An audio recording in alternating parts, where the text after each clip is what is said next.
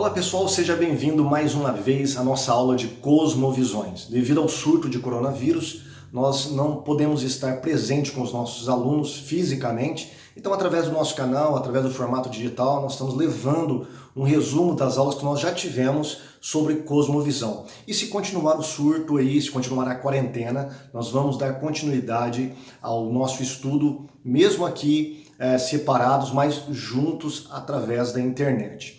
Na aula passada nós falamos sobre tipos de cosmovisões. Você percebeu que, dependendo do autor, ele vai enquadrar em diversas categorias as cosmovisões que existem no mundo. Por exemplo, a cosmovisão secular, ela pode ser enquadrada no modernismo, ela pode ser enquadrada no humanismo e por aí vai, na pós-modernidade. Por aí vai. O paganismo pode ser enquadrado na nova era, pode ser enquadrado no catolicismo, pode ser enquadrado no islamismo. Tá? Então, existem diversas maneiras de você classificar as cosmovisões. Na aula de hoje, nós vamos falar sobre cinco fatores para você descobrir a cosmovisão de uma pessoa. Qual é a cosmovisão dela através desses 5 fatores, dessas 5 áreas de cosmovisões. Primeira área, a teologia. Segunda área, a antropologia, o conhecimento, a ética e, por fim, a questão da salvação. E teria mais uma ainda, que seria a vida após a morte, né? O que acontece no final, as últimas coisas. Então nós poderíamos enquadrar também dentro dessas áreas, junto com essas áreas, essa área aí da escatologia, do que vai acontecer com o ser humano após sua morte. Vamos começar então primeiro com a teologia. O que a teologia nos revela a respeito de uma cosmovisão? Porque dependendo da crença da pessoa em Deus ou não, isso vai ter implicações em outras áreas que nós iremos abordar. Por exemplo, na ética. Se uma pessoa acredita em Deus, ela vai ter um certo tipo de mentalidade, um certo tipo de crença e um certo tipo de comportamento. Por exemplo, essa pessoa normalmente uma pessoa que acredita em Deus, que seja teísta, não deísta, ela pode acreditar em absolutos morais. Tá? Tem uma referência ética, uma referência moral que transcende toda a cultura humana, todo o mundo social criado pelo homem.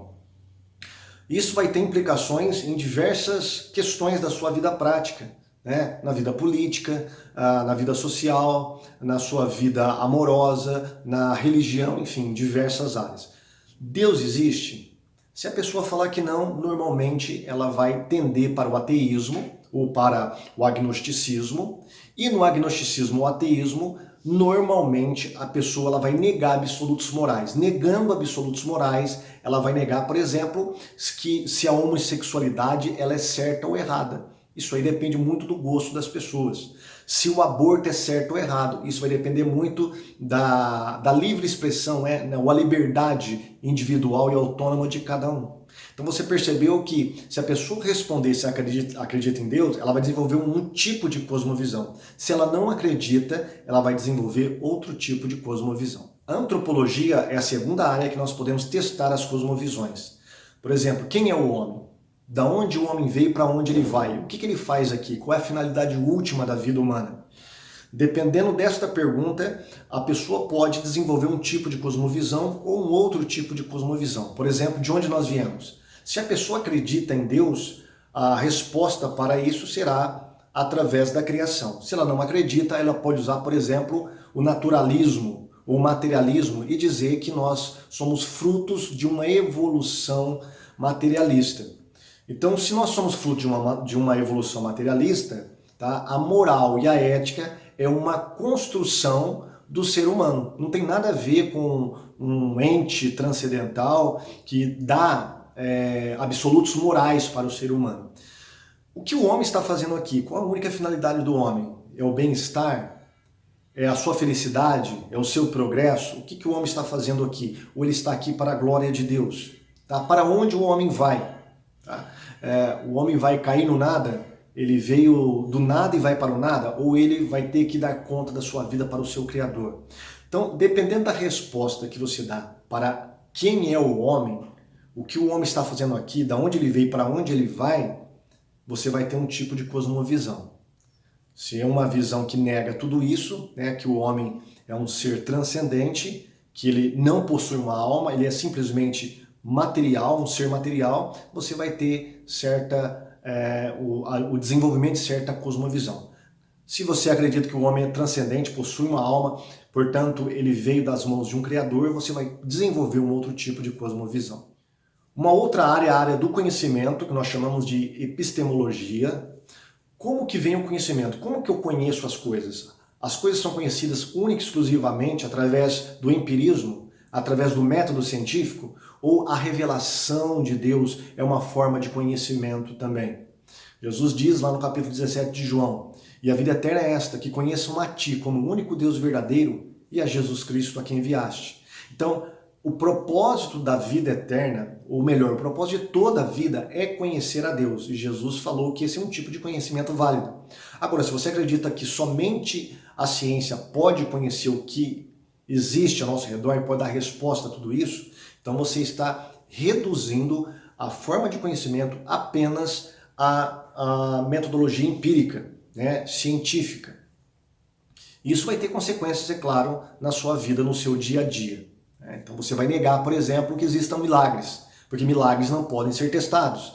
E se não existe milagres, a Bíblia pelo menos está em parte errada. E se a Bíblia está em parte errada, ela não é a revelação de um Deus absoluto e todo-poderoso. Percebeu as implicações de tudo isso? Vamos para mais um teste aí das cosmovisões. O outro teste é a ética. Existe o certo e o errado? Existe o verdadeiro e o falso? O que é moralmente certo e o que é moralmente correto? Existe um absoluto moral? Isso nós falamos que, dependendo como você responde ao primeiro teste, que é a existência de Deus ou não, que tem a ver com a teologia, você vai ter implicações em outras áreas. Uma delas, como eu falei, é a ética. O que é o bem maior? A vida é o bem maior? O prazer é o bem maior? Neste caso seria o hedonismo, né? A tônica que dá sustentação a esse tipo de cosmovisão. Ou seria, por exemplo, a felicidade das pessoas, as suas riquezas, o seu bem-estar. O que dá razão para nós vivermos e fazermos o bem para as pessoas?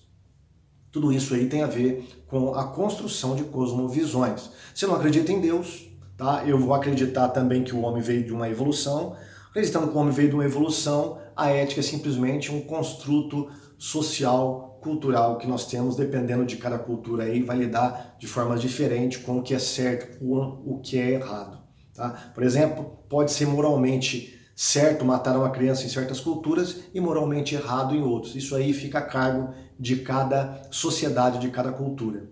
Agora, se você acredita em Deus, você sabe que isso é errado em qualquer lugar. Tirar a vida é errado em qualquer lugar, tá? Independente do contexto em que a pessoa esteja inserida.